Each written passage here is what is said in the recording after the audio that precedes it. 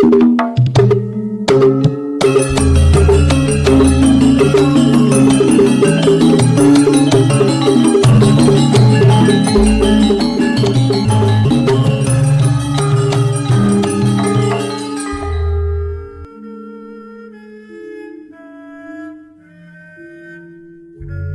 Ibu, para kadang kinasih simbah-simbah lan adik-adik, para rama suster bruder berkah dalem Gusti, sugeng rawuh wonten ing PDSK channel menika. Kados pundi kabar panjenengan? Mugi-mugi bagas kasarasan kesehatan kawilujengan tansah mengku kula panjenengan sami anggenipun kelampahi gesang ing dinten menika, lan mugi-mugi lumantar panglimbang basa Jawi waosan Injil kula panjenengan sansaya saged nggayuh iman kapitadosan ingkang leres lan mantep. Langkung-langkung anggenipun kula panjenengan sansaya pitados bilih Gusti Yesus kagungan panguwasa sing luar biasa menika nggih awit saking pribadinipun ingkang saged rumaket nunggil manunggil kalian Allah piyambak lan Hyang Roh Suci. Pakaryan dalem Gusti menika estu adamel kathah tiyang sami kaget lan kasengsem, ning saperangan ugi lajeng mempertanyakan panguwasa dalem Gusti menika saking pundi.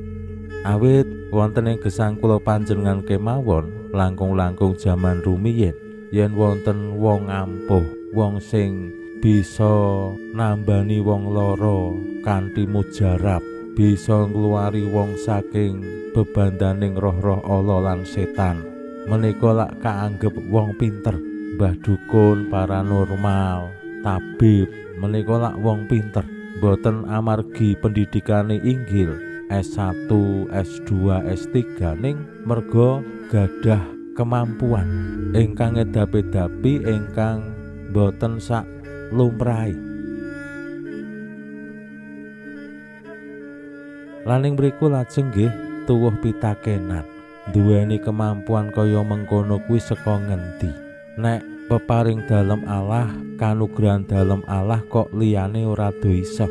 Nek kuwi pancen nugraha kamanungsan kok liyane ya ora iso.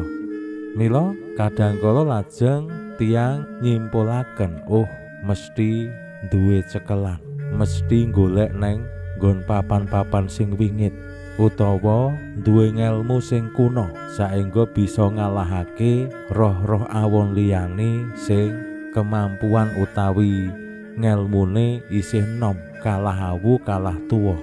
Kadangkala lajeng kesimpulane kados mekaten.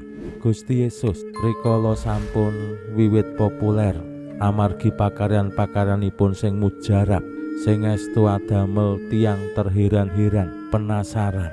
Saperangan tiyang ugi lajeng sowan ing ngarsa dalem nyuwun pirsa saking pundi panguwasa utawi kemampuan ingkang dipun pigunakaken Gusti Yesus anggenipun asung mukjizat lan pangeram-eram. Lan kados pundi Gusti Yesus anggenipun paring tanggapan.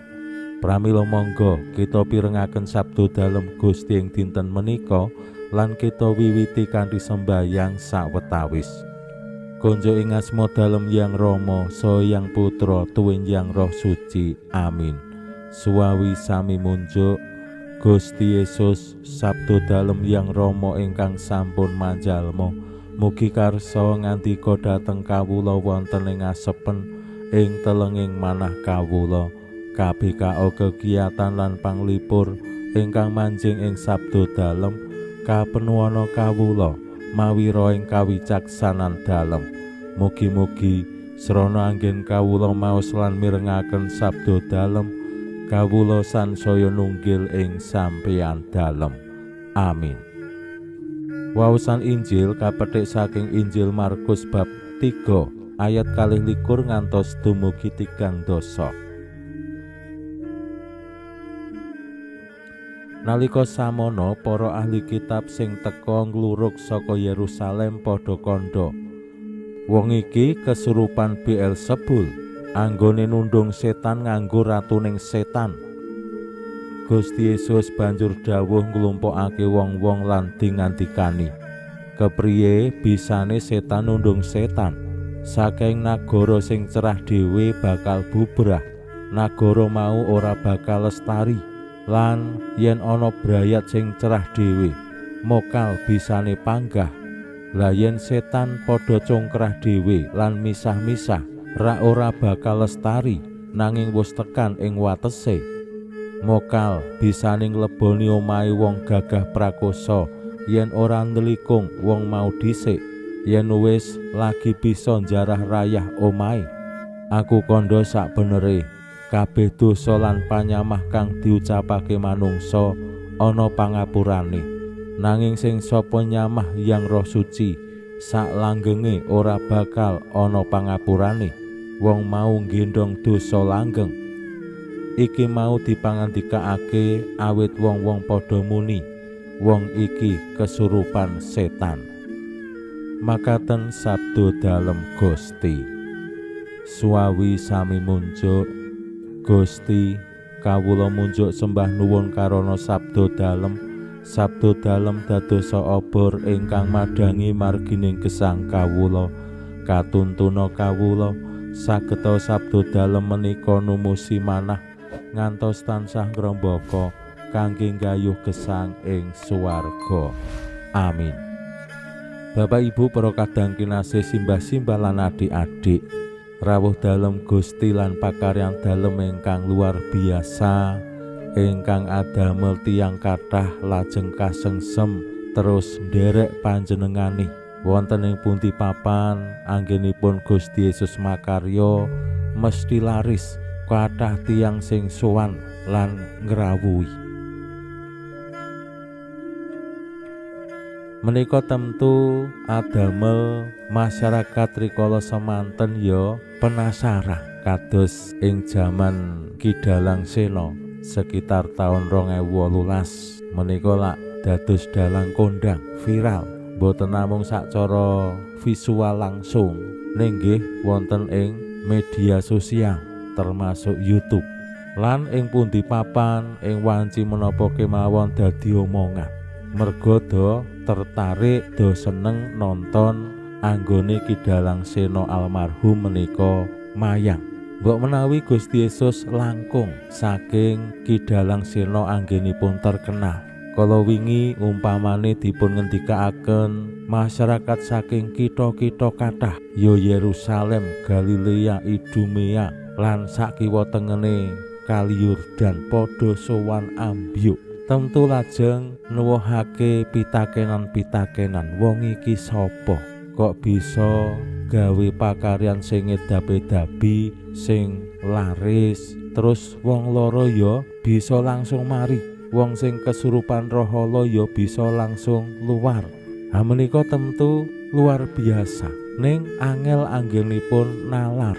Awit nggih naminipun wong loro kados jaman menika nggih diobati nang endi-endi ra mari-mari, wis entek duit akeh, konsultasi dokter nang endi-endi, rumah sakit ngendi-endi, di scan utawi darahe dicek ya wis ketok larane apa, ning mandang diobati kok ya ora mari.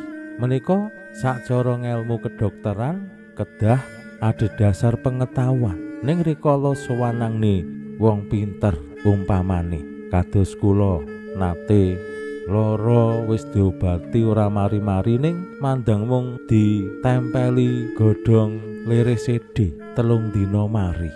Menika lah angel banget lenalar hubungane apa loro karo godhong lere CD. Nah, saperangan ahli kitab sing lajeng sowan Gusti terus damel simpulan bilih Gusti Yesus anggenipun kagungan panguwasa menika saking Beelzebul, ratuning setan. Mbok menawi sacara kamanungsan nggih tiang-tiang sami nyimpulaken mekaten. Merga kathah setan, kathah roh ala sing tunduk marang Gusti Yesus lan pirsa sinten menika Gusti Yesus. Tiang lajeng saged nyimpulaken wong setan-setan wis do ngerti sapa kuwi Yesus kok mesti balane, mesti keluargane.